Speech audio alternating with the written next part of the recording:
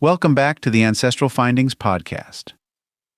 Of all the state census records available to family historians, few stand out quite like Iowa's 1925 enumeration. It's not just valuable, it's exceptional. While many state-level censuses mirror their federal counterparts in structure and scope, Iowa's 1925 census does something more. It provides direct, recorded answers to questions that most researchers spend years trying to resolve. This census captured the basic household structure, names, relationships, ages, and birthplaces, but it didn't stop there. It asked for the full name of each person's father, including where he was born. It did the same for the mother, full maiden name and place of birth. And for the head of household and spouse, it included the location of their marriage. You won't find that in any federal enumeration. So why did Iowa do this?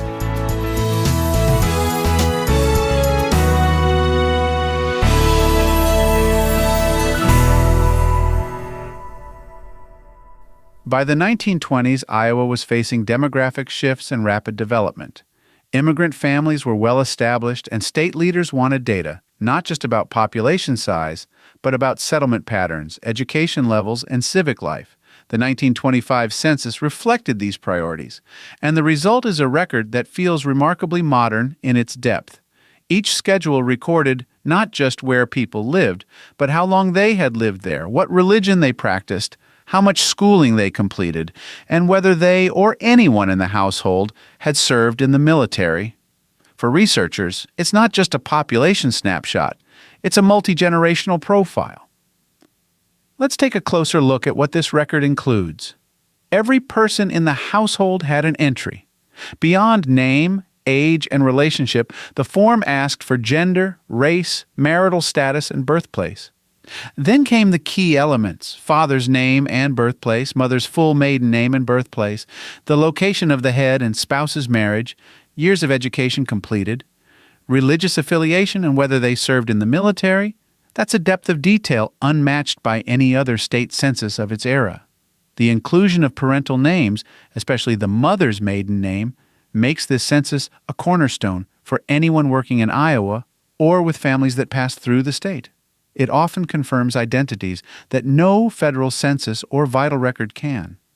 In cases where birth or marriage records are missing or incomplete, this one source may provide the only direct reference to the previous generation. Take the example of Charles H. Larson, age 37, found in Boone County. The 1925 census tells us he was born in Iowa to Lars Larson of Sweden and Anna Johnson of Norway. It notes his religious affiliation, Lutheran, and his education history. It even confirms where he and his wife Sarah were married.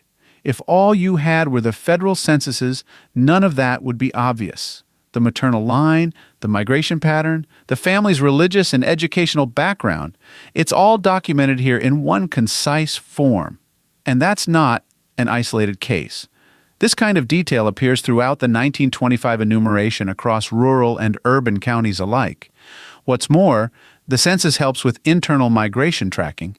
If a couple was married in Missouri but now appears in Iowa, or if a household's children were born across different states, the census creates a chronological framework that helps piece together movements across state lines. It narrows down when families arrived in Iowa and where they likely lived before. The census also allows you to cross-reference with land ownership records, school logs, church registers, and newspaper notices. For example, a noted religious affiliation can guide your search toward denominational archives, especially helpful in counties with strong Catholic, Lutheran, or Methodist traditions. Grade levels completed can direct you to school district records, sometimes available at the county level. And in families where military service is marked, you gain a lead that may guide you to draft registrations, veterans' pensions, or service files, records that frequently reveal even more about the person's background and community status. In urban areas, the census holds up well, even in the face of dense neighborhoods and multifamily dwellings. Some records show apartment buildings, street names, and employment patterns that help connect families to city directories and tax rolls.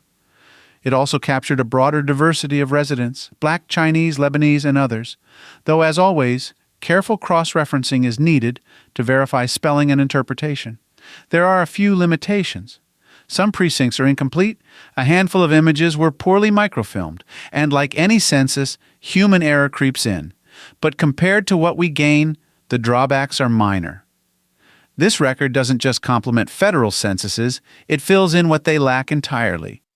For example, between 1920 and 1940, families grew, migrated, changed professions, became citizens, or adjusted household structures.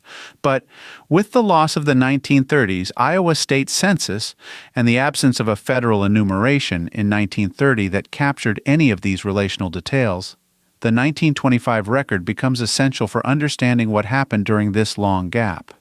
In the case of Mary Podrazik of Johnson County, the census captured her full maiden name, her parents' names and Bohemian origins, her marriage location in Lynn County, and her children's school attendance.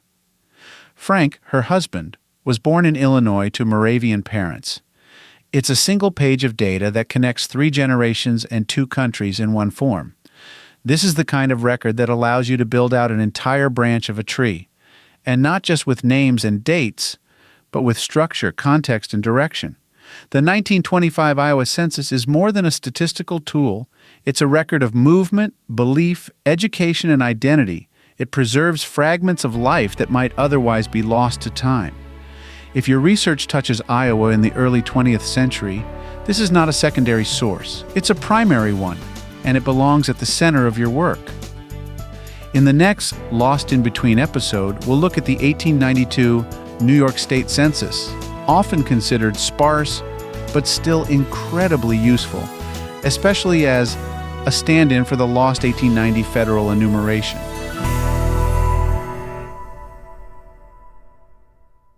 If you've got a hard-to-find ancestor you're stuck on, I'd love to hear about it. Just head over to ancestralfindings.com and click on Contact to send me a message. While you're there, take advantage of our free weekly genealogy lookups. Explore thousands of articles, and enjoy hundreds of podcast episodes. We've been helping family history researchers since 1995. And if you're looking for even more, check out our Genealogy Gold Q&A series over on Patreon. Thanks for listening, and as always, happy searching.